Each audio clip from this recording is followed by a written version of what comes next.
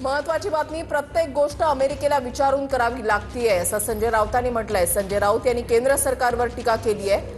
अलीकडच्या काळामध्ये देश अमेरिकेचा गुलाम होताना दिसतोय, ही चिंतेची बाब असल्याचं राऊतांनी म्हटलेलं आहे। तर पवार गांधींची गुलामगिरी करणाऱ्यांनी देशभक्तीचे धडे देऊ नयेत असं प्रत्युत्तर भाजपचे प्रवक्ते नवनाथ बन यांनी दिलंय।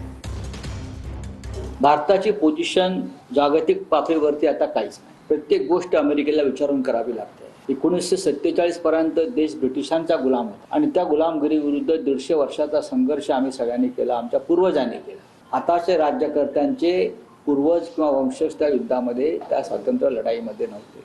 अलीकडच्या काळामध्ये हा देश अमेरिकेचा गुलाम होताना दिसतोय। ही अत्यंत चिंतेची आणि धक्कादायक अशी गोष्ट आहे। संजय राऊत, तुमची आणि तुमच्या पक्षाची पोझिशन काय आहे याचा जास्त विचार करा। भारत अमेरिकेचा गुलाम नाही। उलट संजय राऊत, तुम्ही सिल्व्हर ओकचे गुलाम आहात। शरद पवारांच्या घरी जाऊन धुनी भांडी करणाऱ्यांनी पंतप्रधान नरेंद्र मोदीजींवर टीका करू नये। आता उरलेलं आयुष्य सोनिया गांधी आणि राहुल गांधींची गुलामी करण्यामध्ये व्यतीत करतायत आणि तुम्ही पंतप्रधान नरेंद्र मोदीजींवर टीका करता।